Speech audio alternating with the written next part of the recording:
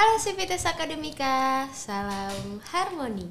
Jadi pada kesempatan kali ini podcast kita kedatangan tamu yang gak kalah menarik nih, yaitu mahasiswa berprestasi dari Fakultas Ilmu Pendidikan, yaitu Kak Putu Restu Hardita. Yeay, halo Kak. Halo. Kak. Oke, jadi gimana nih Kak kabarnya?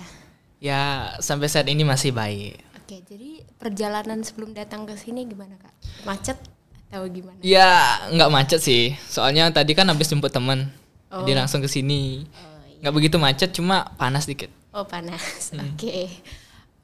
Terus kan sekarang lagi libur nih Kak ya. Ya. Kakak biasanya melakukan kegiatan apa sih di waktu luang yang sekarang ini? Kalau kegiatan waktu luang biasanya palingan main gitar, main ML atau nggak buat esai sih. Oh buat esai, Iya. esai itu untuk lomba atau cuma sekedar latihan? Esai biasanya untuk lomba. Oh. Kalau latihan biasanya buat artikel. Oh oke. Berarti kakak lomba-lombanya itu lebih berkecimpung di kategori esai dong kak ya? Dulu waktu pertama kali lebih ke karya ilmiah ke LKTI. Cuma waktu itu karena sadar kalau LKTI itu kan banyak effortnya, harus buat alat inovasinya, jadinya pilih ke esai. Biar main di pemikiran aja, nggak sampai diwujudin alatnya kayak gitu. Oke. Kira-kira udah berapa nih kali nih kak? Kalau boleh tahu, udah berapa kali ikut esai, lomba esai? Kalau lomba esai 5 kali lah, 5 kali ke atas tuh bisa lah. 5 kali ke atas itu mulai dari tahun? Dari tahun 2023 pertengahan. 2023 Ya. pertengahan. Oke. Dan yang meraih juara? Juara ada, gagalnya juga banyak. Oh gagalnya juga Nah, di banyak. sini aku ada pertanyaan. Rekan Restu ini kakak pernah nggak merasa gagal gitu? Udah ikut lomba nih, udah benar-benar udah do the best banget, udah melakukan terbaik banget, terus ternyata ya kalah gitu. Kalau itu pernah, itu banyak di semester 1 sih. Waktu itu belum ke esai, baru ke kayak lomba MC, kayak lomba public speaking atau enggak lomba desain poster. Itu pernah ada ikut 10 kali, nggak ada yang berhasil, cuma 10 gagal. Tapi kayak biasa aja sih, lebih ke menantang lagi soalnya. Soalnya waktu itu di SMA baru aja pernah kayak gitu. Waktu itu pernah effort, habis itu keluar duit banyak tapi nggak lolos tuh baru aja down. Tapi setelah itu biasa aja sih. Oh gitu.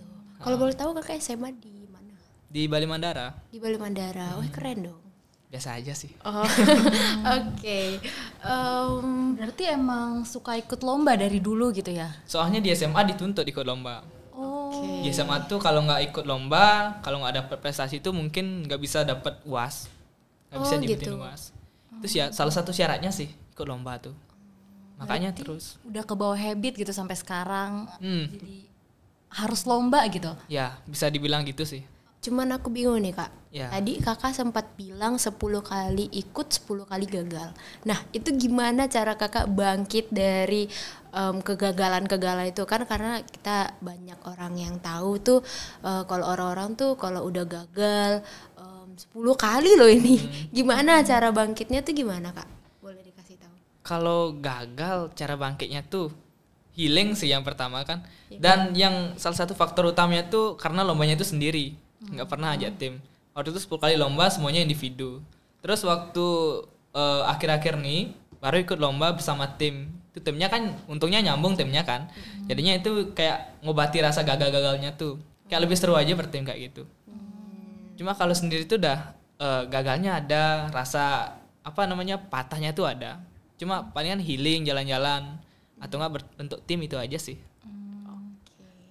Nah di sini aku mau nanya, kakak kan suka banget nih ikut lomba. Metode pembelajaran yang kakak gunakan, yang kakak terapkan di dalam diri kakak tuh kayak gimana sih supaya tetap terus semangat gitu belajarnya? Gimana cara belajarnya? Oh, kalau metode belajar lebih ke dengerin musik sih. Paling seneng tuh belajar waktu malam hari, nggak ada ganggu, dengerin musik tuh baru aja bisa fokus. Kalau siang hari nggak bisa sih, udah panas, ramai tuh nggak bisa belajarnya. Aku juga penasaran deh, kira-kira kakak ini kalau belajar tuh berapa lama sih? Kok bisa banget gitu, berprestasinya banyak banget gitu? belajar nggak sampai 3 jam, palingan buat esai itu 1 jam, habis itu main ML lagi. Oh iya. Iya. Aku juga pengen tanya nih Kak, kalau dalam esai itu kan biasanya dia terstruktur tuh. Nah itu Kakak ada tenggat-tenggatnya nggak sih, kayak ngerjain bab 1 dulu atau ngerjain ini dulu gitu? Oh kalau tenggat ada, Kakak- biasanya 3 hari. Oh. 1 hari buat di bagian pendahuluan, 1 harinya isi, 1 hari penutup, kayak gitu aja sih. Dicicil gitu ya. Iya, tapi kadang ada yang gini, kebut 1 malam. Itu waktu lomba di Jakarta tuh. Esainya tuh 1 malam kebut buat. Itu udah, karena baru tahu deadline-nya di tanggal 20. Soalnya waktu baca panduan deadline-nya itu tanggal 25 kan, ternyata dimajuin. Itu udah makanya 1 hari. Tapi hasilnya? Ya, lolos Oh, untungnya. untungnya. Berarti Untungnya lolos. memang hoki ya? Ya, bisa dibilang gitu. Oke. Nah, pengalaman rekan Restu nih, apa sih lomba yang paling berkesan gitu? Ada gak Paling berkesan. di antara semua lomba yang udah kakak ikutin? Yang di Jakarta tuh paling berkesan sih. Soalnya kan itu kan kayak wishlist tuh kan. Di tahun sekarang tuh pengen naik pesawat tuh. Tiba-tiba kesampaian di Jakarta dan untungnya didanai, makanya wah gitu. Tapi sampai sana panas sih. Gak kuat di sana. Jadi gimana tanggapannya sama Jakarta Kak? Panas. Panas? Nggak kuat di sana. Bener-bener. Nggak ada pohonan, lihat gedung. Awalnya sih kagum sih kan, ada gedung tinggi, di sini kan nggak ada tuh. Tapi lama-lama kok panas, sumpah gitu. Apalagi kejebak macet tadi, 1 jam waktu ini. Oke. Itu sih. Terus kakak semangat banget dong, kayak udah ketemu sama teman-teman yang juga pengen banget lomba ke Jakarta. Itu banyak gak, apa emang cuman kakak doang yang dari luar Jakarta? Kalau dari awal ya, penyisiannya tuh kan ada 3 tahap. Penyisian, semifinal, dan final. Penyisian 200 peserta, habis itu semifinal dicari 50 peserta, 50 tim. Habis itu finalnya 25 tim. Itu 25 tim, habis itu datang ke Jakarta, dari luar Jakarta kebanyakan. Dari Sulawesi, ada dari Lombok, dan dari Sumatera. Itu sih yang paling banyak. Berarti dapat relasi dong Kak ya? Iya, Kayak lumayan punya lah. teman di mana-mana gitu. Iya, tapi temennya kakak tingkat. Oh iya. Iya. Oh kebanyakan kakak tingkat ya? Kebanyakan semester 7, 5. Ada semester 3 lagi 1, dan semester 1 ada 1 orang. Oke. Dengar-dengar nih, kakak juga pernah menang esai tingkat internasional. Jadi bukan tingkat nasional juga, ada juga nih internasionalnya ternyata. Gimana itu lomba di mana Kak? Yang pertama itu di Brawijaya, di Fakultas Kesehatan. Fakultas Kesehatan tentang penelitian hewan tuh kan. Ikut di sana, tapi itu nggak ada presentasinya. Itu individu. Ya, individu nggak ada presentasi, tinggal submit esai, tunggu pengumuman. Tiba-tiba dapat tuh juara 2 kalau nggak salah. Juara 2. Juara 2. Ada lagi nggak sih Kak yang internasional? Ada yang lagi 1 di Undiksa juga, di Fakultas Ekonomi ngadain. Itu lawannya isi presentasi dari Mingchin dari Thailand. Dari Thailand. Wow. Cuma tuh agak minder sih, soalnya kan nggak bisa bahasa Inggris. Habis itu untung ada teman kan, ya lumayan juga sama-sama bantu. Akhirnya diberkati lah. Dapat juara. Oke, juara berapa tuh Kak? Juara 2. Juara 2. Ya, masih Oke, sama. keren banget Kakak. Nah, kan kakak udah banyak banget nih tadi cerita tentang pengalaman-pengalaman lomba. Nah, di sini aku mau nanya, menurut kakak nih di pendidikan di Indonesia sekarang nih udah cukup baik belum sih di sini? Di sini di Undiksa. Kalau secara umum dulu ya, kan pernah buat esai tentang pendidikan tuh. Udah bagus sih ada kurikulum merdeka, cuma penerapannya tuh yang kurang. Kayak banyak ada sekolah yang belum merata pakai kurikulum itu, atau ada yang bisa nggak ngelaksanain karena fasilitas ataupun ada tindakan lain kayak korupsi mungkin. Tapi kalau di sini tergolong bagus sih. Soalnya kan fasilitasnya mendukung. Kayak ini kan ada ruang broadcast dan lab lain itu di Undiksa tuh. Udah bagus sih kalau di Undiksa. Kalau yang lain belum tahu. Tapi secara keseluruhan bagus, cuma perlu diperbaiki lagi. Itu sih. Oke. Dengar-dengar dengan kakak bilang ada kurangnya dalam implementasinya. Nah kan cita-cita kakak sebenarnya apaan sih? Kalau boleh tahu. Dari SD kan cita-citanya jadi guru. Dari SMP jadi dosen. Di SMA jadi manajer. Oke. Kalau di universitas jadi apa aja yang penting kerja kan. Oh gitu, Kayak, pasrah. benar. Kayak yang penting dapat uang gitu ya. Itu udah salah satu motivasinya juga. Tapi bener-bener yang aku tanya tuh yang bener-bener memang impian kakak yang bener-bener kalau astungkare tercapai gitu. Kalau Apa tuh kak?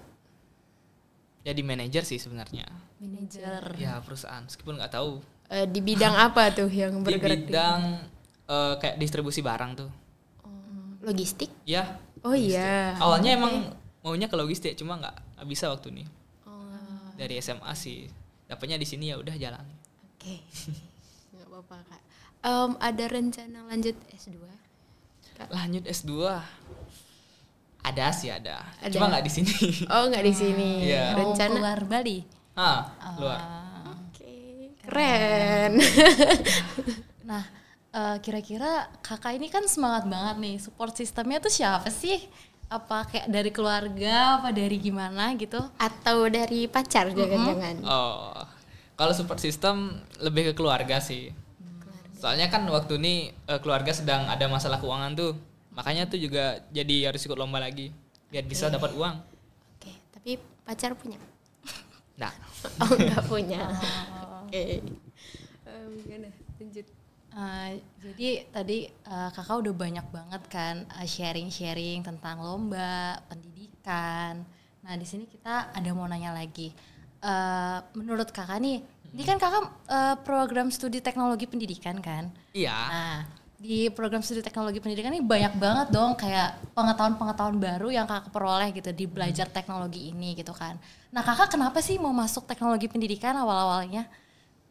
Sebenarnya nggak pengen masuk ke sini. maaf ya. Cuma awalnya tuh pengennya masuk di UNUD kan, di perairan. Karena kan ekspektasi orang tuh semuanya kan lihat UNUD tuh paling bagus di Bali. Habis itu pilih SNMPTN, nggak keterima di UNUD. Akhirnya di Uniksa. Di Uniksa pun awalnya nggak milih teknologi pendidikan, milihnya ke sistem informasi, ke FTK. Cuma waktu itu karena nggak ada laptop, habis itu belum ada biaya yang cukup kan. Jadinya milih yang alternatifnya tuh yang ada teknologi pendidikan. Tak lihat prospeknya di Google tuh bagus kan. Coba masuk. Terus tuh dalamnya untung gini, apa namanya? Kelasnya tuh kondusif, baik-baik orangnya kan. Habis itu fasilitasnya juga bagus. Ya syukur sih. Kalau sekarang di UNAN mungkin nggak hidup. Soalnya kan ekonomi juga. Belum lagi kalau di sana belum tentu dapat KIPKA kan. Kalau di sini kan udah pasti, makanya pilih yang sini aja. Lebih mahal gitu ya di UNUD biaya hidupnya, kesehariannya. Oke. Mau tanya juga deh kak. Ini kan Ya. kakak udah terkenal ya. Belum sih. Pro di dalam bidang esai, ya kan? Udah kebukti juga. Nah, ada nggak sih kak mata kuliah dari prodi kakak sendiri teknologi pendidikan nih yang menunjang bisa kakak itu lebih mengenal tentang esai. Oh gini ya esai itu, atau kakak belajar otodidak? Kalau esai? Iya. Atau tidak sih? Otodidak. Ya. Berarti nggak ada mata kuliah dari TP yang memang menunjang kakak untuk bisa belajar esai. Enggak. Tapi kalau ditanya ada perannya sih ada. Salah satunya tuh aplikasi pembelajaran digital tuh kan. Oh ya. Nah, itu udah salah satu mata kuliah yang penting bagi kakak di esai itu. Soalnya kalau buat esai tuh kalau nggak buat alat, kalau nggak buat program tuh kayak sampah aja esainya. Kayak nggak isi apa-apa. Dan karena ada mata kuliah ini jadinya kan kita dapat inovasinya tuh, dapat ilmunya. Makanya dia penting di sana. Mata kuliahnya tuh. Di aplikasi pembelajaran digital itu mempelajarin apa itu kak? Lebih ke cara membuat aplikasi, bagaimana cara mengisi materinya di sana dan desainnya dan lain-lain kayak gitu. Oh gitu. Cuma itu gampangnya buatnya di PPT, nggak pakai coding tuh. Oh iya. Ya itu gampangnya sih. Oke. Nah di teknologi pendidikan kan belajar banyak tuh. Pendengaran saya tuh kita ada belajar bikin aplikasi, bikin e-book dan bikin video animasi, terus bikin komik kan ada tuh. Nah di sini aku mau nanya dikit aja. Menurut kakak tuh lebih suka di mana sih bidangnya dalam per dunia teknologi pendidikan ini ya? Kalau ditanya di mana sukanya, sampai sekarang belum ketemu sih. Oh belum ketemu. Iya masih nyari sebenarnya. Tapi kalau untuk selingan mending ke esai aja. Kalau di teknologi pendidikan lebih ke desain kayaknya sedikit, tapi desain sedikit, sisanya masih belum ketemu. Belum Ke kelihatan desain. gitu ya. Ya, Tapi kalau kakak ngedesain biasanya pakai aplikasi apa tuh kak? desain palingan Corel Draw.